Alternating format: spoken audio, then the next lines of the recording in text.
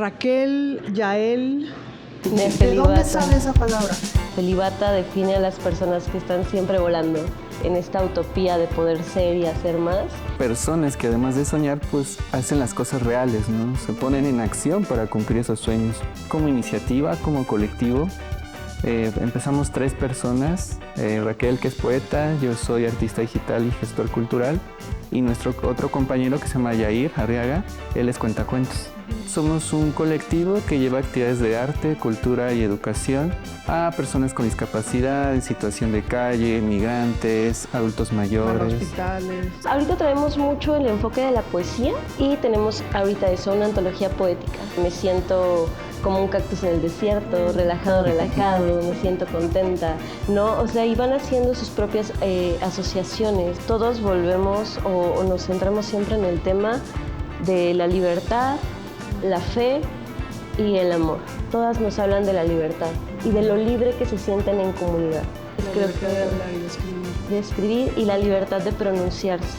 Y se emocionan muchísimo y nos emocionamos muchísimo de pensar que estas personas en distintas condiciones, en distintos grupos prioritarios, puedan ser escuchados por el resto de la comunidad y eso los haga más cercanos, ¿no? Nos hemos dado cuenta que estos talleres, sea cual sea la disciplina artística, pues es una oportunidad para que las personas dejen un legado.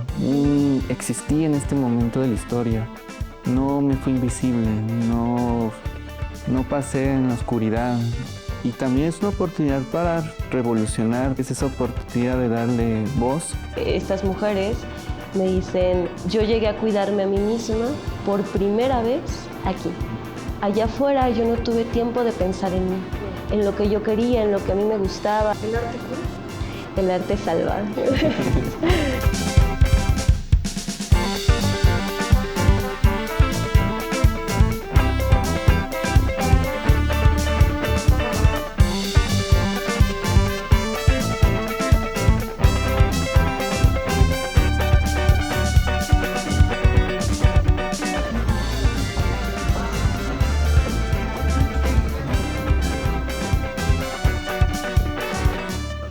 Bro, ¿por qué en el barrio chino no hay chinos?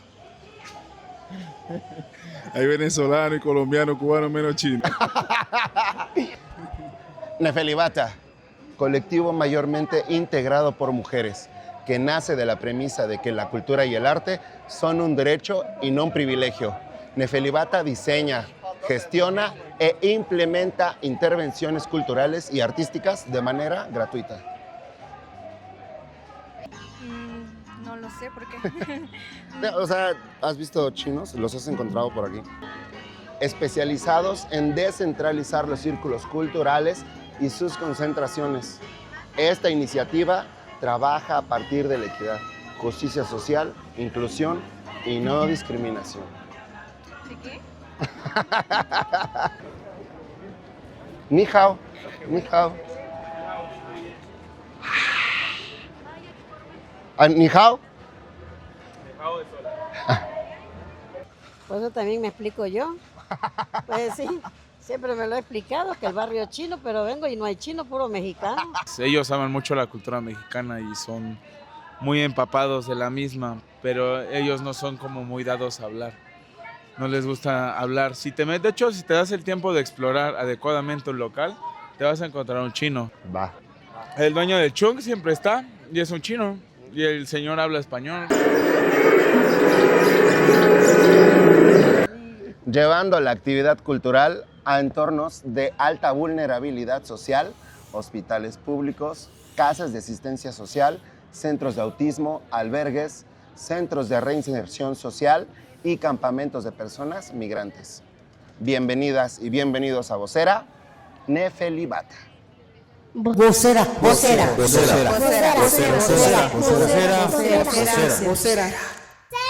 Raquel, Yael. ¿De Nefelibata. dónde sale esa palabra? Bueno, Raquel creo que explica mejor eso. Nefelibata es una palabra que acuña el poeta nicaragüense Rubén Darío. Rubén Darío siempre andaba por ahí volando, ¿no? Entonces le faltó una palabra para definirlo, decide crearlo. Nefelibata define a las personas que están siempre volando siempre en las nubes, siempre soñando, que no aterrizan en la adversidad del mundo, que siempre les gusta estar en esta utopía de poder ser y hacer más, y que no chocan tanto con esta realidad que a veces suele ser complicada. Entonces nosotros decidimos llamarnos así después de que nuestro compañero Grillo, que es un cuentacuentos, nos menciona la palabra, y decidimos ser nefelibatas, soñadores. Se usa como un Calificativo. Ok. Sí, y justo tiene como un sumado que es que esas personas que además de soñar, pues hacen las cosas reales, ¿no? Se ponen en acción para cumplir esos sueños, no dejarlo en un ideal que se queda en un imaginario, ¿no? ¿Y cuáles son las acciones que ustedes han hecho para cumplir esos sueños? Justo, pues primero fue definir cuáles son nuestros caminos como iniciativa, como colectivo. Empezamos 3 personas, Raquel, que es poeta, yo soy artista digital y gestor cultural, y nuestro otro compañero que se llama Yair Arriaga, él es cuentacuentos. Entonces, dentro de esas líneas de acción definimos algo tan amplio, pero cumplirlo a la palabra, que es algo hacia grupos en situación de prioridad. Entonces, sí, somos un colectivo que lleva actividades de arte, cultura y educación a personas con discapacidad, en situación de calle, migrantes, adultos mayores. Vamos a hospitales. Recientemente empezamos a ir a espacios de reinserción social, que ahorita queremos mostrarles un escrito, que es con mujeres en un ceferezo en Morelos. Ahora, ¿por qué entre todas las posibilidades de la acción artística escogen hacia allá? ¿Qué los motiva? Pues creemos que existe una agenda cultural, claro está, y hay muchos grupos que salen de esta, y esto se ve a que pues es una acción compartida, ¿no? Es una responsabilidad compartida.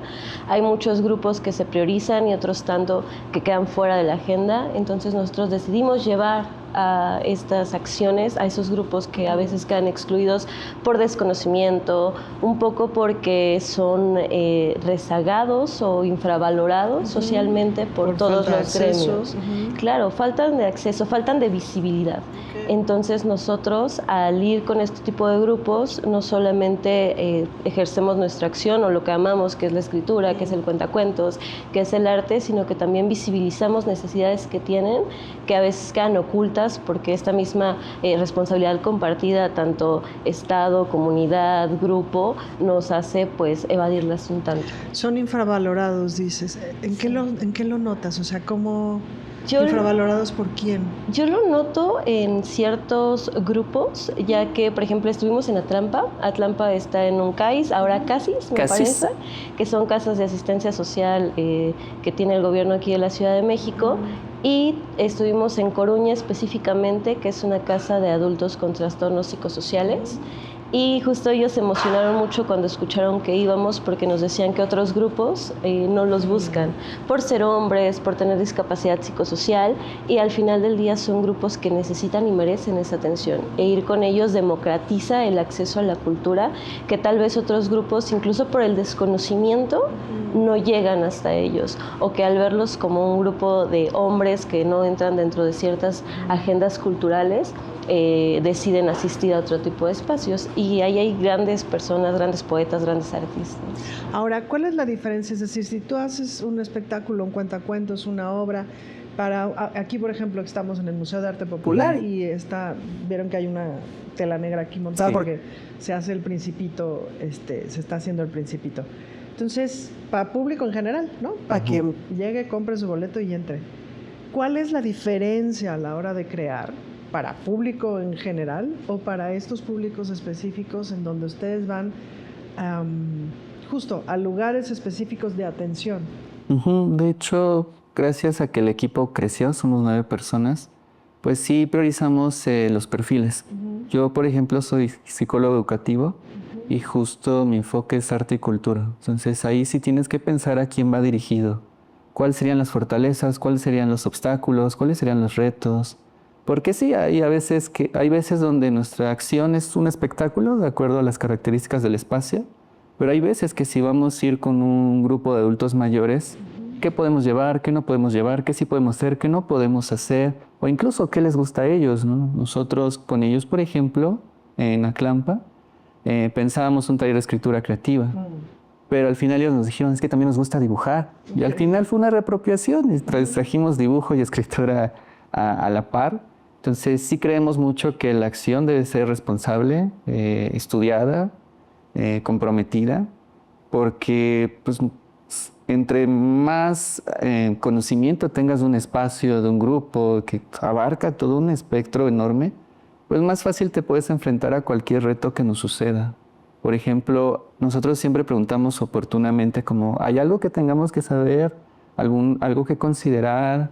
Y nos pasó que nos dijeron que la mayoría tenía una discapacidad motriz, quina. Entonces ahí fue como resolver en el momento. Entonces, pues justo, al tener esta base pedagógica tanto en el equipo de trabajo, esta experiencia de años, pues nos ha contribuido a tener mejor previstas ciertas cosas y planearlas mejor. ¿Cómo les va con los talleres de escritura creativa? ¿De qué van los talleres de escritura creativa? O sea, ¿por qué ponerle la palabra creativa? Pues básicamente la escritura creativa lo que busca es que a través de la expresión escrita podamos desatar emociones para empatizar con nuestros lectores. Entonces, y la escritura creativa o la escritura en general es un arte a la cual todos podemos acceder, tengamos o no tengamos ciertos medios, porque al final dependemos de cabeza, pluma, papel. Entonces, los talleres que hemos tenido, ahorita hemos tenido varios ciclos. Tuvimos el de Atlampa, tuvimos uno con Justicia Histórica Trans, que es un grupo de mujeres que se encargan de reivindicar a quienes en el pasado sufrieron discriminación por su condición. Y tuvimos ahorita con PPLs en Ceferezo. Entonces, estos talleres de escritura creativa lo que hacen es externar esas emociones a través de metáforas, símiles, conceptos literarios que se agarran y eso nos hace que podamos llevar esa emoción a los lectores o a otros usuarios. ¿Y terminan con qué? ¿Con un cuento, con un poema, con distintos...? Con distintas, ahorita traemos mucho el enfoque de la poesía. De hecho, estamos muy contentos porque por ahí se nos está cocinando nuestro primer compilatorio de poemas junto con Sofía, que es una asociación que conocimos recientemente, y tenemos ahorita eso, una antología poética. Poesía muy bonita, por ahí una señora escribía, me siento como un cactus en el desierto, relajado, me siento contenta, ¿no? O sea, y van haciendo sus propias asociaciones dentro de la poesía. También ahorita con las PPLs seguramente haremos o desarrollaremos... ¿Qué son PPLs? Son las personas privadas de su libertad que se encuentran en un proceso de reinserción social y es como el acrónimo que se utiliza, ¿no? Ahora, si ustedes tuvieran que explicarle a alguien que es la primera vez que escucha sobre esto, ¿cuál es la diferencia entre lo que escriben desde Memoria Trans, lo que se escribe desde las personas privadas de la libertad, lo que se escribe desde las personas adultas mayores? Temáticamente, ¿qué está sucediendo ahí? Creo que al menos ahora que los he estado impartiendo con estos grupos distintos, todos volvemos o nos centramos siempre en el tema de la libertad, la fe y el amor. No importa dónde estemos. No importa dónde estemos, en ello. En Atlampa nos hablaban de que a pesar de que tienen estas distintas condiciones, la mayoría están en estado de postración o semipostración, las personas que están privadas de su libertad, las mujeres de Justicia Histórica Trans que les ha costado ejercer o tener muchísimas situaciones, todas nos hablan de la libertad y de lo libre que se sienten en comunidad. Creo que eso es lo más bonito, que siempre vuelven a su sentir comunitario. Como lo hacemos por grupos de entre 20, 25, 30 personas, son personas que ya se conocen, que entre ellas ya tienen sus dinámicas y siempre nos hablan de lo libres que se sienten a pesar de todas las condiciones, de estar ese día, en ese momento, ahí sentados, escuchándose. Entonces la creo que libertad de hablar y de escribir. De escribir y la libertad de pronunciarse. La mayoría de las personas se han sentido muy felices de que alguien vaya a escucharles y de que nosotros les decimos vamos a trabajar lo que tengamos que trabajar para que esto pueda ser un producto que te podamos traer físicamente, pero que también alguien más te pueda leer. Que tengamos otros usuarios que sean lectores y se emocionan muchísimo y nos emocionamos muchísimo de pensar que estas personas en distintas condiciones, en distintos grupos prioritarios puedan ser escuchados por el resto de la comunidad y eso nos haga más cercanos, ¿no? Comprender, están muy estigmatizadas estas personas. ¿Qué dicen sobre la fe, por ejemplo? Sobre la fe, el sábado estuvimos en el Ceferezo de Morelos, hicimos por ahí un caracolito, creo que lo tiene producción, no sé si me lo puedan acercar. Y es en este caracolito empezamos a hablar y ellas blanca que está ahí al lado. hablan que se sostienen de su fe. Esa. Aquí, por ejemplo, esta personita nos pone, sostengo la mano del universo para ver que todo está en orden, aunque hay días en los que cambio, en los que caigo, pero recuerdo que estás ahí, que estás cuando veo el amanecer, que estás cuando veo a mis compañeras, que estás cuando te puedo escuchar. La fe, hablan de la fe en cualquiera de sus nombres, porque eso es un acuerdo al que siempre llegamos, que la fe tiene 1.000.000 de nombres y que todo nos sirve para sostenernos. Y la mayoría de las personas se sienten sostenidas por esta fe y comparten su fe, y eso es muy bonito porque conocen nuevos términos religiosos y los aceptan y conviven y son felices con ello. Y entonces de la fe hablan del poder sostener esos días grises, del poder sostener esos momentos en los cuales la desesperación o las cosas que importunan, dicen, ok, va a pasar. Su fe les dice, esto va a pasar. Y sigo teniendo una mano que me rescata. Ok.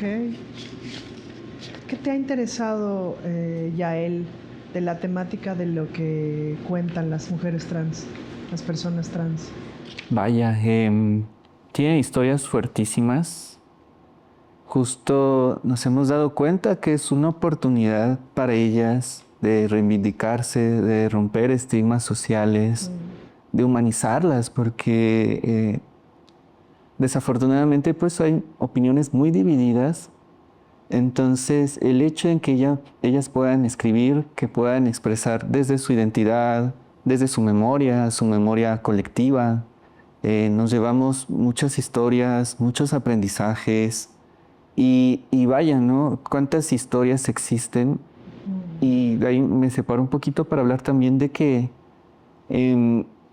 nos hemos dado cuenta que estos talleres, sea cual sea la disciplina artística, pues es una oportunidad para que las personas dejen un legado, existí en este momento de la historia, no me fui invisible, no pasé en la oscuridad.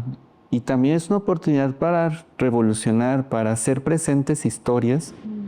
Retomo lo de Justicia Histórica Trans, que han vivido historias fuertísimas, distintas formas, les han negado muchos derechos, han logrado muchos derechos, hoy en día siguen en pie de lucha. Entonces, sí, consideramos que es esa oportunidad de darle voz, que finalmente nosotros solo somos una herramienta, finalmente ellas son las protagonistas de todas estas historias y también con los demás espacios que hemos ido. Por eso buscamos mucho el publicar para ellos, para ellas. Justamente por eso estamos muy felices de que una asociación civil nos haya dado el voto de confianza y que nos vaya a publicar un libro, que son de los adultos mayores, son sus escritos, son sus vivencias, son cómo se sienten, que hay historias de todo. Entonces eso nos ha hecho sentir muy felices. Siento que hemos cumplido mucho esta misión que tenemos, el pensar en un acceso universal en la medida que podamos, que también pues tenemos nuestras limitantes. Sí, claro. Sin embargo, el ver resultados, el ver cómo ha avanzado este proyecto, esta iniciativa, las personas que se han sumado, las personas que se han inspirado, pues es justo vaya, ¿no? Creo que es importantísimo esta labor y publicarla, presenciarla, visibilizarla. Hay un programa que tiene el gobierno de la ciudad que se llama Reconecta con la Paz para personas que cometen un delito por primera vez, delitos que no ameritan penas mayores a 5 años. Y hay una tiene que cumplir una serie de características y entonces hay una catafixia en vez de la pena en prisión o en vez de la pena en el encierro. Se avientan todo un programa cultural, artístico, educativo, etcétera. Y es un programa muy, muy bonito, es para gente joven específicamente. Y una de las cosas que decía el secretario en una ocasión es que no se trata de darles a las personas una segunda oportunidad o a estos chavos y chavas una segunda oportunidad, sino que más bien para ellos es probable que sea la primera oportunidad que se les da, pues, ¿no? Entonces, con respecto a las personas privadas de la libertad, ¿qué historias encontramos? Historias muy fuertes. Algo que me impactó muchísimo es ver el verdadero cambio de cómo han sido los procesos de justicia anteriores a los actuales, ¿no? Porque son mujeres que vienen de muchos años de estar en prisión, de situaciones que vulneraron muchísimo sus derechos en cualquiera de los aspectos que nos podamos imaginar, pero hoy por hoy, al menos en el Ceferezo de Morelos, que es donde hemos tenido el accionar, la propia paz con la que ellas nos hablan de que están bien ahí, de que ahí sí pueden pues pagar esta condena que tienen social, pero también pueden ejercer sus derechos humanos y acceder a la cultura y acceder a una educación. Ellas están muy contentas la primera vez que fuimos porque estaban terminando varias su bachillerato, otras la secundaria.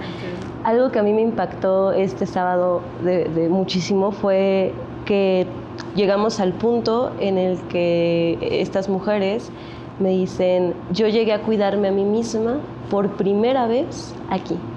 Allá afuera yo no tuve tiempo de pensar en mí, en lo que yo quería, en lo que a mí me gustaba, y muchas dicen, si yo hubiera tenido la oportunidad de poder tener un acceso a una educación, acceso a la cultura, a mí aquí me encanta pintar y pinto óleo y soy muy feliz y ya acabé una universidad y voy por una maestría. Saber que ahí encontraron esa oportunidad gracias pues a todo este cambio que ha habido es muy bonito, porque hay historias que pueden impactar muchísimo, pero lo que es agradable hoy por hoy es llegar a un espacio en el cual, si bien claro que se está cumpliendo un deber social, también ellas están ejerciendo el derecho a una educación que tal vez se les fue negada, ¿no? Creo que es lo más bonito que hemos encontrado en ese Ceferezo. ¿El arte cura? El arte salva. Cura, salva, ¿qué término te gusta más? El arte salva. Más que cura, creo que el arte salva, te sostiene. Y lo tenemos presente en nuestros compañeros, en nosotros mismos, ¿no? Que tal vez tuvimos situaciones complicadas y el poder acceder a este colectivo nos agarró más de las ganas de impulsar y poder compartirlo. Oigan, pues se les ve muy nefelibatas. Sí. Y nos pasó algo que, hablando precisamente de este punto, al principio decíamos que tal vez nosotros no salvamos vidas, tal vez salvamos días, semanas, meses. Después vino todo un recorrido y entre otras personas que nos empezaron a compartir, nos dimos cuenta que sí salvan. El arte salva, sí. Y claro, ¿no? Tantas disciplinas artísticas, tantas formas de expresar cómo te sientes, quién eres, tantas historias que hemos escuchado, pues te das cuenta que el poder expresarte de la manera que sea, sí es un mecanismo que ayuda de forma tremenda. A veces las palabras de la vida cotidiana no alcanzan para expresar quiénes somos, ¿no? Por eso el arte es tan maravilloso, justo para transitar por la vida. Oigan, pues muchas gracias. Una última pregunta. Piénsenla bien. ¿Qué harían si fueran la secretaria de Cultura de la Ciudad de México? ¿Tienes? Va, adelante. Vaya. Considero que las acciones puntuales de diversificar las formas de llegar a distintos territorios es muy funcional. Nos hemos percatado que colectivos que tal vez que son chiquitos han tenido la oportunidad de hacer algo y algo en su espacio físico donde han crecido y se han desarrollado. Justo el fortalecer estos colectivos, de enriquecerlos de herramientas, talleres, cursos, les ayuda mucho. Hemos coincidido con muchos espacios donde justo nos hemos dado cuenta que les falta pues, una parte educativa, una parte pedagógica, tener mejores habilidades de vinculación, aliados estratégicos. Entonces, eso es algo que los fortalecería mucho. Y sobre todo invitarlos a que pues, somos Ciudad de México, pero también tenemos muchos espacios en la zona metropolitana donde se puede accionar. Entonces, yo personalmente empezaría por fortalecer lo que ya tenemos, a los colectivos que ya están en la calle trabajando y ver de qué manera se les puede ayudar. A veces no siempre es algo monetario, puede ser una habilidad que ellos no tengan, un espacio, una alianza que les pueda funcionar en fortalecerse. Entonces, yo mantendría esa respuesta. Muchas gracias. Raquel. Pues desde nuestra experiencia, al menos como colectivos, creo que además del fortalecimiento de los equipos o de los colectivos que ya trabajan en territorio, también el fortalecer el equipo interno que hace la selección para este tipo de convocatorias que se arman para brindar recurso económico. A nosotros nos ha tocado que tal vez no nos han dado el voto de confianza porque quizá nos falta experiencia, quizá que haya una investigación más profunda para ver lo que están haciendo los colectivos en territorio, que tal vez no somos una asociación civil, tal vez no podemos acceder todavía a la formalización, pero que tenemos bastante tiempo trabajando en territorio. Creo que sería algo importante y pues seguirse aliando con más espacios, poder aperturar esta parte de la cultura, de brindar más oportunidades a los grupos pequeños, a los grupos que van iniciando y darles seguimiento, porque muchas veces pasa que se queda en un ciclo de 6 meses y ya no puedes volver a participar, pero tal vez todavía tu colectivo no está lo suficientemente maduro como para ser autosustentable, entonces sigues necesitando esa guía, esa confianza, sigues necesitando ese seguimiento. Creo que sería algo importante, no soltar a los grupos que ya vimos que accionan, que funcionan en territorio, que van más allá del espacio que te brindo para hacerlo, sino que lo transportas, seguirlos fortaleciendo, darles seguimiento y cultivarlos, llevarlos a esa madurez autosuficiente de la formalización, por ejemplo, esos programas que a veces existen. Creo que sería importante para los colectivos que existen. Ok, está bueno. Se toma nota. Pues muchas gracias. Gracias. Muchas gracias.